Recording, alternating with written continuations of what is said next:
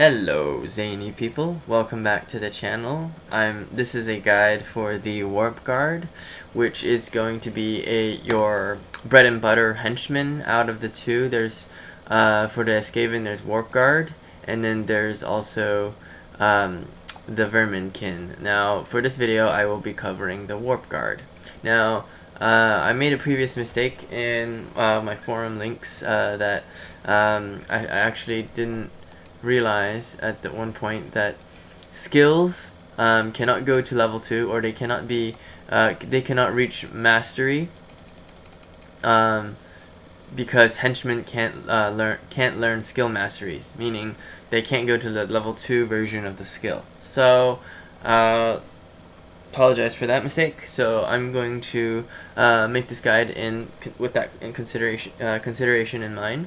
Ironically, I think that actually makes the henchman just as good, if not more flexible as a unit, because it forces you to spread out your skills and make it more of a Swiss Army knife kind of a character than a specialist, which is great. I mean, you have obviously more of henchmen than any other unit in your warband. Just to note that the maximum unit count for henchmen is 5, and the maximum for leaders and heroes is also 5. So that's half your team right there, and the amount of, and depending on how many warp guards you have on your team, that's gonna heavily impact your warband. So this is actually quite considerably important unit to think about and look at. So first of all, the warp guard starts off with a passive skill that's already maxed. It's called the warp immunity. This grants immunity to warp effects when gathering word stones. Also increases poison resist by 25%. So as you'll note, poison resistance is pretty high, 43%, or this is a level 7, so it's a little bit different than the base. And then it starts off with the ability to pick up warp stones without getting any of the negative effects, which is extremely useful. Also, they have the amount. Yeah, and this really helps you. So because of the increased poison resistance, they are a bit more useful when you're fighting against enemy Skaven, because they can handle any sort of poison effects that the enemy Skaven has. So, and there's a lot of poison effects that Skavens can apply to their weapons. But basically, if you'll note that their maximum agility is at 15, and their toughness is maxed at 15, and their strength is at 12. They're actually quite flexible in terms of being able to do a little bit of everything. You can actually dodge or parry on these guys, but personally, I prefer to give them heavy armor, mainly because of the armor absorption. It's the only heavy armor wearing unit in your warband for Skaven, so they might as well be the tankiest unit in your warband, and you should probably take advantage of the heavy armor. For myself, I actually do like the setup that they started off with, which was the spear and the shield. The reason why is the spear to bypass dodge chance and parry chance, so it really guarantees your hits, and the shield is actually the main reason why I like this starting setup. It not only allows you to parry, it gives you more parry chance, it gives you more range resistance, it also gives you more melee resistance. Okay, so what these stats mean is parry chance. Obviously, if you're in a parry stance, you can parry an attack, and if you successfully parry, it lowers your cost for a counterattack on your offensive point by 1. So that's very useful. And then melee resist is your chance to sort of dodge out of reflex when someone hits you, so that causes the enemy to miss more often. Okay, you're not actually dodging, but it's kind of like your reflexes, is how I would put it. And then range resist is also how you deal with ranged weapons, enemy range damage. So it makes you much harder to hit from range. So if someone was trying to shoot you with a pistol, hunting rifle, or bow, it makes you a lot harder to hit. And so basically, warp guards, I would say, are your main tanks because of just the armor absorption, the resists, the and then also the dodge and parry that you can do both of. Personally, I prefer parry because it synergizes well with the melee because of certain skills that I put on, and I'll show you in a bit. But yeah, so this is the warp guard. I would also say that it's good to note that they can do both offensive and defensive. The build that I'm showing in this video, to keep it short, is the defensive tank build. I will probably include in if you look in the description, I'll probably include like 1 or 2 potential offensive builds on the warp guard, but personally I like to run the warp guard very tanky, very durable. And you know, they're the guys that I send in first into a fight, or to send to defend a position on their own, or you know, like to hold a choke point. These guys can really do it and can hold it off for quite a long time on their own. They can last for several turns, even if there's, you know, maybe 1 or 2 enemies wailing on him. They could just hold out, especially later in the game when you have much greater health pool, and I'll go into that as well. So starting off, the first skill that I would always get on the warp guard, because I always use shield, is shield specialist. It is just very efficient because you get 5% melee resistance, which is your, you know, passive dodge chance, as well as the fact that you have 5% parry, which is what you start off with. What you'll probably want to go using in the beginning to keep your guy alive.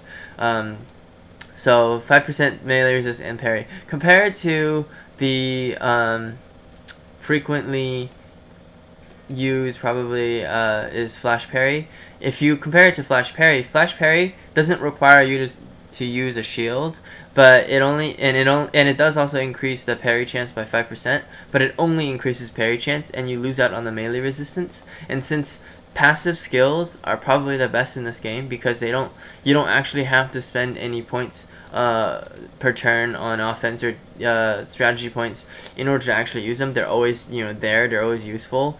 Passive skills slots are just extremely important, so you want to maximize the use of your passive skills.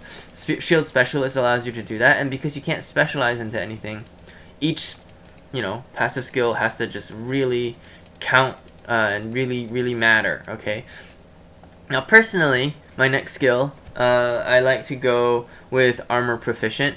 Even if you can't master it, it reduces your movement penalty by 1. So, you know, without heavy armor on, say I give it light armor. Okay, say I give him light armor. His base movement is actually 8 movement, but the moment I put on heavy armor, right, that movement will decrease. Right now it only decreased by 1 because I already have this skill, the armor proficient skill, but otherwise he would only have 6 movement and he'd be really slow. So this is really helpful. I will cover more on movement and mobility advantages of the Skaven in my next episode 4, where I actually talk about it specifically. But basically, this helps you with the range of your charge, the range of your ambushes, and it also helps you move your character around the map a lot easier, and saves you potentially more strategy points because you can use less of it to move around. You could technically switch this out for something like Demoralize or something more utility heavy, but generally this is my core build. I would get shield specialist and then armor proficient, and then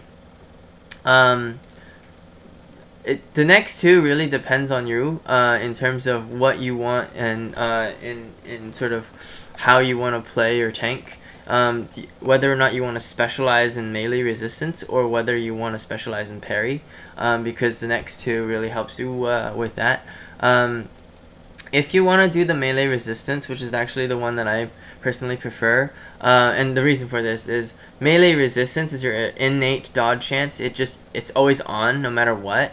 You can cause enemy to miss, so, you know, not to be mistaken with dodge and parry. And so if you have like your Warpguard surrounded by 3 enemies or more, your melee resist is gonna be a lot better, because it's for every single attack that they try to swing at you, you'll always have your melee resistance up. But if they try to say hit you and you went parry, the maximum parry chance is through an ability, or the maximum amount of parry is through Web of Steel, which allows you to parry only 2 times because you can't master it on this guy. So I would really strongly suggest going melee resist instead of the parry chance. Not saying that this is not viable, you can definitely go this route, but I would still have as the next skill Anticipation. It's a little bit more expensive as a skill, but every single time that you do get hit in combat, in melee combat, you receive an additional stackable 3% on your melee resistance. So that goes up pretty quickly, and it just makes it really hard for them to hit you multiple times in a turn. So there's, you're basically reducing the RNGesus factor. So Anticipation is definitely a strong recommendation. And then finally, if you want to go the sort of the parry route, you could go and get Flash Parry, which gives your parry chance by another 5%. Or you could go Awareness, which is in the Alertness tree, and it gives you increases melee resistance by 5%. Just so you know, Awareness also requires 9 Alertness, so you do have to upgrade that stat. So just keep that in mind. But 5 melee resistance is quite significant, because see, even right now with my 38%, you would think that it's actually not good, but I would say the 38% on its own is almost equivalent to the 76% parry, because this goes into the enemy hit chance. Okay, so their this is subtracted. This value is directly subtracted from their hit chance, whereas parry and dodge, I think, has a very different way of calculating. I think that it also factors in your weapon. Like, for example, I have a spear equipped. It actually goes through 18% of parry, so it actually subtracts from the enemy parry. So this, don't be fooled by the fact that it says 75 or something percent parry. It's higher than the melee resist on number wise, but it doesn't necessarily make it that much more reliable, actually, because there's so many different ways to go through parry, so many different ways to go through dodge, and there's a lot of things that stack up to go through it. Whereas melee resist, it's a lot harder to get through, and it's always up. Okay, so I would definitely recommend getting Awareness. Right, it gives you plus 5% melee resist. Alternatively, if you want, there is another option that I like as well, which is Demoralize. This thing is pretty crazy. What it does is, after you hit something, they have 5% less chance to pass the all alone test, because with the Skaven, at least what I like to do is I like to group up around the enemy, or like try to surround one guy and kill him off very quickly by lowering their all alone test chance. And it's stackable, by the way. So every hit you do with this guy, when you have Demoralize on him, is gonna lower their chance to pass the all alone. If they don't pass the all alone, and there's a way for them to run, they will run, and it'll give you free chances to hit based on how many number of characters you have next to him, usually 2, right? So if you have like 2 guys on an enemy, and then they don't pass the all alone and they can run, they will run away, and give you more free attacks. Another option, obviously, is the full surround. If you surround them, sandwich them between 2 units, or in some way prevent their retreat path, they can't run away. So if they fail the all alone test, they just lose all of their offense points and a lot of their defensive points, SP, strategy points. So they basically just can't do anything for that turn. And because you can keep hitting them every single turn with Demoralize, it is another option, because you just basically screw them over. Keep in mind though, you do have to outnumber them for this to work. for them to roll in all alone. So it's not as reliable as the 5% awareness. 5% melee resist from awareness, but this is another option because it just obviously if you're not getting hit at all because of Demoralize, you're not gonna need to defend yourself as much, right? So it's another side option.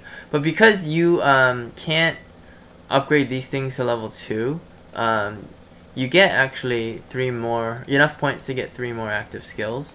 I actually would definitely recommend, if you're going the melee resist route, to go with defensive stance. It also it's one of the, instead of dodge or parry stances, defensive stance just ups your melee resist by 10% even more until the next time you take your turn. So that's huge. 10%. Your 2 passives only give you like 5% each. This gives you another 10%, so that's 20% on top of what you have base. So it really stacks up. If you can decrease the enemy hit chance by like 50% on your melee resist, it's considerable. Especially if some of the weapons that they have don't start off with 100% hit chance. So say if they have like an 80% hit chance weapon and you had 50% stacked up melee resist, you're actually only giving them 30% chance to hit you, which is incredible.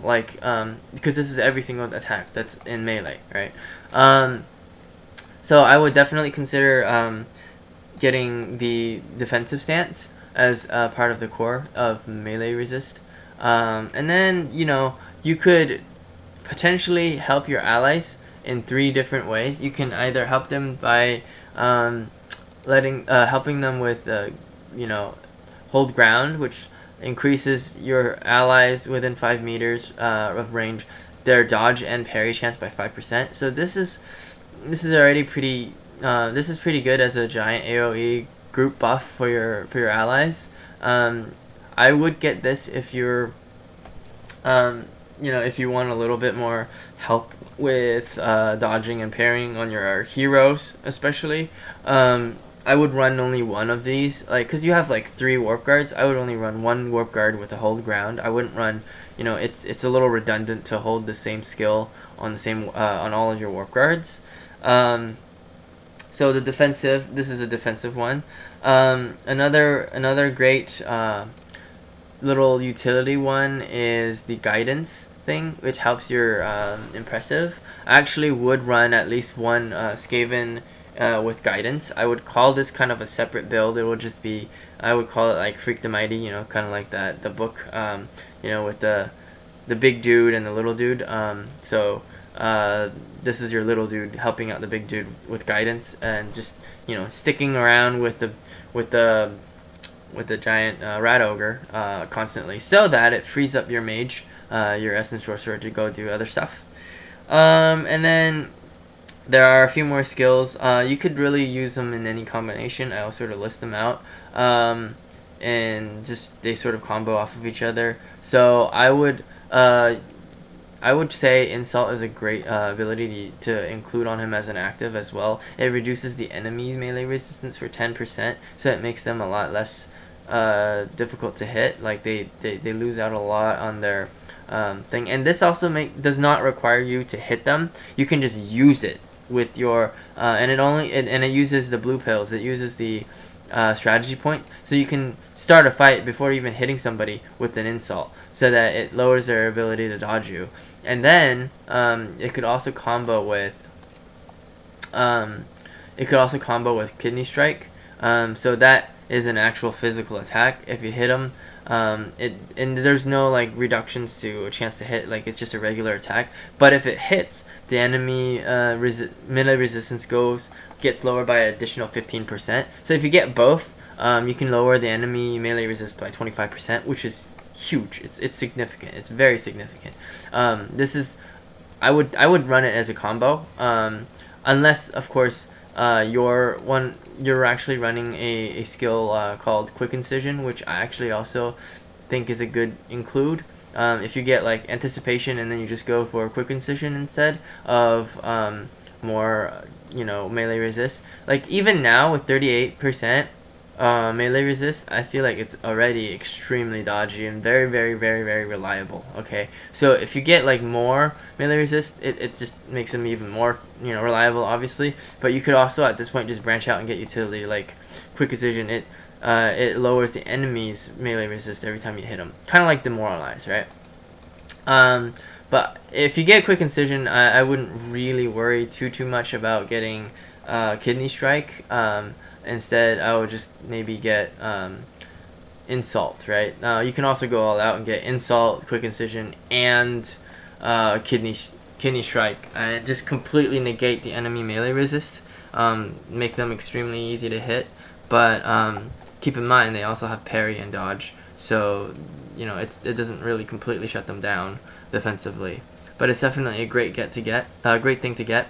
And then alternatively, because I talked about the option to get parry, and his parry does go up quite a bit because of my build. I do want to get weapon skill because weapon skill gives him more melee resist as well as parry. His parry is always going to be a really high percentage, and to use that really well, you would want to consider getting Web of Steel, because it allows him to parry an additional time, so that you can go into a Web of Steel stance and parry up to 2 times per turn instead of 1.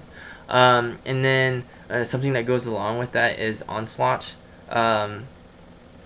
which also gives him a little bit of a damage bonus, less of a chance to hit. But then the main thing to think about is this basically is an upgraded version of Ambush. So when you're in Onslaught and you ambush somebody, it not only attacks them, but you also get a chance to parry their counter attack, which is pretty important. And finally, if you're going this route, Onslaught with Web of Steel, I already talked about Hold Ground, but it suddenly becomes slightly even more important because of it being able to give you that extra 5% parry chance, which can be very helpful, because it gives you, you know, no benefit if you miss your parry, like you want your parry to hit, you know, so it doesn't matter how many times you're parrying. If you fail to parry, then it didn't help you at all, right? So getting Hold Ground to go with your Web of Steel and Onslaught is also a great 3 active skill combo. But yeah, so there's also definitely an opportunity for you to go the agility route. If you do go the agility route on this character, and you're still trying to have him be tanky, keep in mind you're sacrificing armor absorption, but you could, you know, easily switch over to cloth armor, or, you know, let's see, cloth armor. You could easily go and get like a cloth armor, right? And suddenly, instead of getting a penalty to his dodge, he actually will get 55% dodge, and that is, you know, very decent. And I didn't even put any skills into dodge, but he's definitely capable of dodge tanking, and I will put up a little build in the description, plus the link to the forum threads on a potential dodge build. But it just makes him a lot squishier, and I prefer him with heavy armor. But yeah, that's my build for the Warpguard. Thank you for watching this video. I hope you see the next ones. I will also be covering the Verminkin. I will also be covering, you know, the rest of the heroes, basically all of the units, and then move on, obviously, from all these videos on builds, because I do want to continue on my Let's Play series. This is sort of a I just wanted to take a moment in this episode 3 early on in my Let's Play series to go over all the builds and explain to you what I like to do with them. Mainly just so I don't have to really spend that much time in game talking about them when I you know, do my Let's Play. And then also, it's always great to start off a game sort of with a build in mind. Obviously, I might change as I progress in the game. I might, you know, decide to make alterations on the builds, and my build constantly change just because I get more experience at playing this game, and I sort of figure out what I like to do a little bit more. And always keep in mind that any build that you do is only good if you know what you want to do with that character, it's not just a build, it's also a game where you actually have to move things around and do stuff. So always keep in mind sort of what you want to do, because if you don't have a goal in mind, then none of the builds are actually good. You want to actually focus your build around a specific goal. Right? You want to make that build do something that you want to do, and that is what makes a good build. Well, thank you for watching my channel, and I'll see you next time.